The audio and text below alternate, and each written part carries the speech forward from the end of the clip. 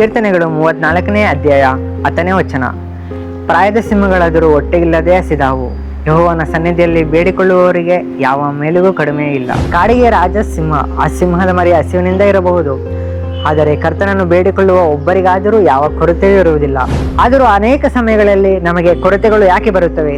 ಯಾಕೆಂದರೆ ನಾವು ಕರ್ತನನ್ನು ಬೇಡುವುದನ್ನು ಮರೆತು ಬಿಡುತ್ತೇವೆ. ನಾವೆಲ್ಲಾ ಸಮಯಗಳಲ್ಲಿ ಕರ್ತನನ್ನು ಬೇಡಿಕೊಳ್ಳುವುದಾದರೆ ನಮಗೆ ಯಾವ ಮೇಲಿಗೂ ಕಡಿಮೆಯಾಗುವುದಿಲ್ಲ. ಈಗಿನ ನಮ್ಮ ಪರಿಸ್ಥಿತಿ ಕಠಿಣವಾಗಿರಬಹುದು, ಕೆಟ್ಟದಾಗಿಯೂ ಇರಬಹುದು, ಆದರೆ ಮುಂದಿನ ದಿನಗಳು ಹೀಗೆ ಇರುವುದಿಲ್ಲ.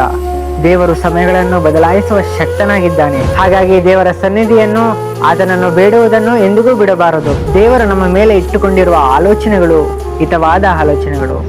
ಅವು ನಮ್ಮ ಜೀವನಗಳಲ್ಲಿ ನೆರವೇರಿಸುವವರೆಗೂ ಆಸಕ್ತಿಯಿಂದ ಕಾಯೋಣ. ನಮ್ಮ ಆಲೋಚನೆಗಳಿಗಿಂತ ಮಿಗಿಲಾಗಿ ದೇವರು ನಮಗೆ ಕೊಡಲು ಮಾಡಲು ಶಕ್ತನಾಗಿದ್ದಾನೆ.